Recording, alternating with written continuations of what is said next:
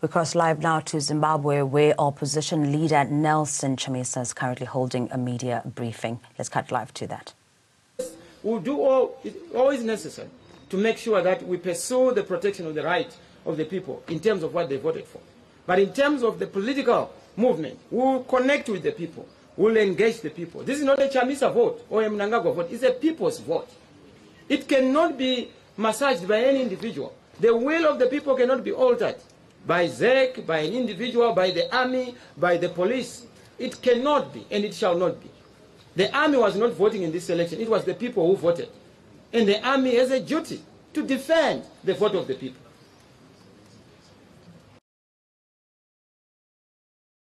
I'll come back. I'll go around. Yeah. Well, it was the same question. You're talking about legal and constitutional means. I mean, do you actually trust the courts of Zimbabwe? And then if you can't go through this court, then it's negotiations, basically. Well, we have courts, isn't it, which are supposed to be halls of justice. When we are suffering injustice, we have a legal obligation as citizens to also seek the sanctity of justice within the halls of justice. And this is why we will leave no stone unturned to make sure that we protect the right of the people and the vote of the people. But our next course of action is going to be determined by our engagement with the people of Zimbabwe, and we've emphasized peace. We've emphasized non-violence.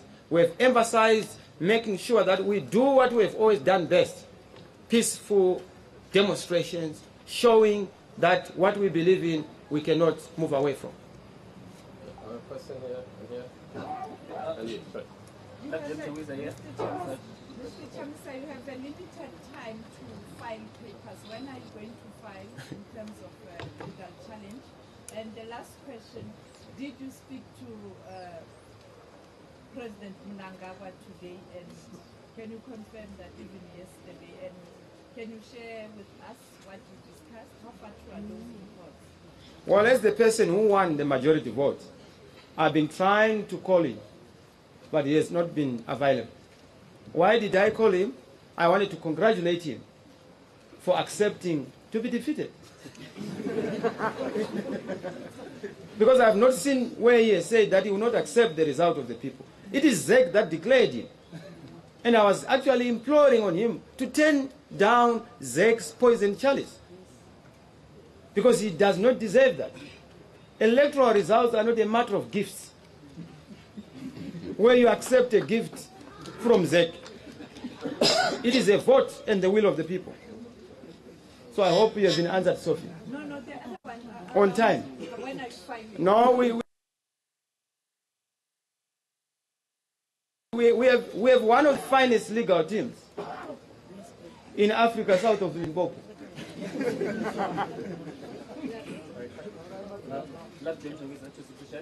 Mr. Chamisa, I think in 2013 you went to court at the MDCT to sort of seek legal recourse with regards to the results, but then later on you withdrew, citing irregularities within the court system. Do you trust the judicial system? Do you think that they will give you what you want, the victory? Well, it's not a question of trust. It's a question of our confidence in our people, the people of Zimbabwe. We've already voted. So we must make sure that we explore and exploit all constitutional and legal routes that are available. We must be commended for being peace-loving because of our ages, because of our capacities and our energies. In other jurisdictions, we would be doing all sorts of things. But we've said we will restrain our people because peace is our avenue. We will be patient because for us, patience is a virtue. Look, you want me to reveal too much detail, and I don't know why you want me to do that. I'm not in the habit of arming our opponents, because we are dealing with a very sophisticated opponent. If they are able to rig an election which they have lost, and they want you to believe that they have won, you can see their problem. If they can terrorize journalists, international journalists, to try and break up a press conference, it tells you the extent of their daring nature as a government. You indicated there are a few, or rather some constituencies in which some people might have won fairly. Do you have numbers?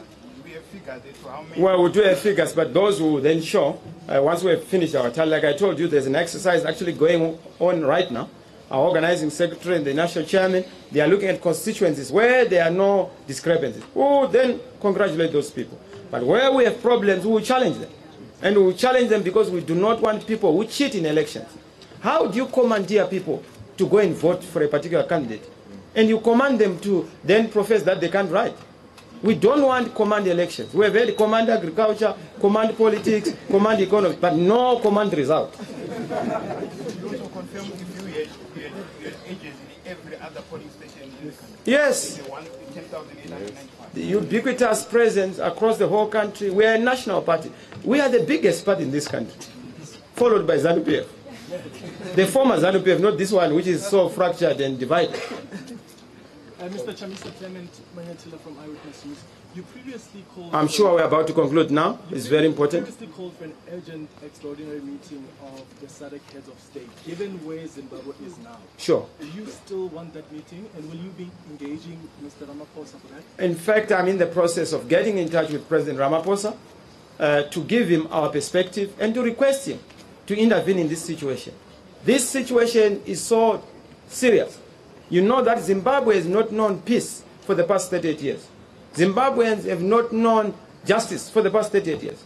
Zimbabweans have not known the happiness and dignity of life for the past 38 years. Workers have had to suffer without salaries. Ordinary people are jobless and homeless.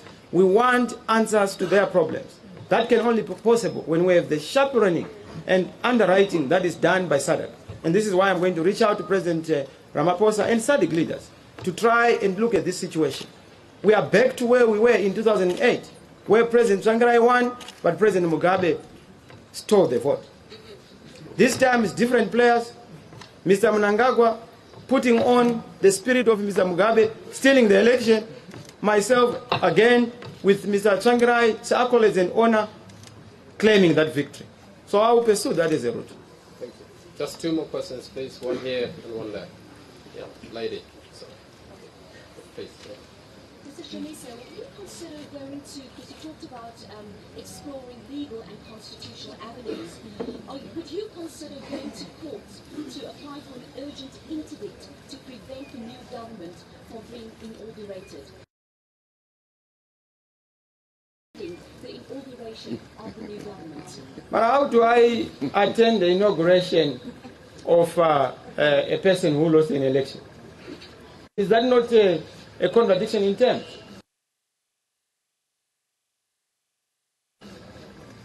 He must be attending my inauguration.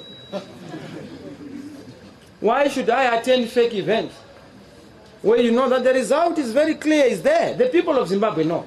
Where on earth have you seen when somebody has won? No car hooting, no honking, no celebration. You go into offices, there's mourning, into homes. They're actually shocked. What is this result? Even in the rural areas, they are also shocked about the result.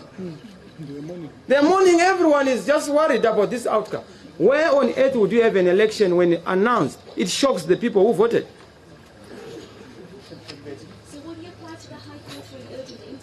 No, like I said, strategies are issues where I'm not willing to reveal much. But we are going to explore all necessary means to make sure that the will of the people is protected. And it shall be protected. Thank you. The last question. Very last, thank you. Yes. When you were at your rally, you said that you accept Mr. Mugabe's vote if he does decide to vote. Yes. Do you think that his vote has influenced the outcome of the elections? And do you think that when he was speaking so, did it influence the people as well to vote for you? I don't know if Mr. Mugabe's single vote would influence any other vote. I don't also know if he voted for me. Possibly he was just saying that he would vote for me, but his vote is secret. And I said I'm not in the business of choosing who votes for me. I have no doubt that Mr. Mnangagwa's close relative voted for me. But that does not make me an ally of Mr. Mnangagwa in any manner. People vote for who they want. And don't victimize Mr. Mugabe for voting for a candidate of his choice. It is his right as a citizen. Why do we want to go and investigate who he has voted for and why he has voted for that person? I thank him if he voted for me. But do you think when he said that he's not going to vote for Zanu PF, that it did influence like the public to want to vote for you? But are you doubting my credentials? No. Are you doubting the MDC Alliance program? We are votable. That's why we were voted by the majority. Thank you very much. Thank you. If I may ask you one question. Sorry, Mushawa, we can talk. Mushawa, you know we can talk. Let's have Mushawa the journalist. Thank you. Okay, here I'm looking at the WhatsApp message circulating from Magunji, which is more like saying you will be meeting the provincial structures in Magunji on the 4th of August, and you are calling on all constituents to bring V11, V23, and the V23B document. So, if it is true... It's not true. You know, that is a hoax. I'm sure it's coming from our colleagues. You know, PF employed some foreign nationals, which is known, and we know it. We have been helping them in fake news. You have seen a series of these fake news. They do it to try and send a particular message. They circulate around. We already have our V11 forms, some of which we have. This is just for Harare. We have province by province, polling station by polling station, and we'll use those for verification. So don't worry about that fake news. Thank you very much, colleagues. May God bless you.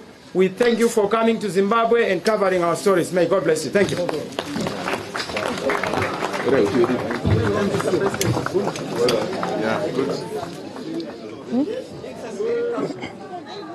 Now, if you're just joining us, that was Zimbabwe opposition leader, the MDC Alliance's Nelson Chamisa, addressing the media, saying there that the party is still disputing the legitimacy of the results that saw President Emmerson Mnangagwa elected, reiterating that this was indeed a stolen vote. Now, a way forward, him saying that a way forward will be determined by MDC supporters. Chamisa also saying that they are currently verifying the results for themselves by going to each constituency, and they will be exposing any irregularities they come across. Now, the MDC Alliance, they has maintained that he is the true winner of these elections based on the will of the people, also communicating this even before the final results were announced, which is what has been largely blamed for the violence that erupted on Wednesday, which resulted in the deaths of 6 people.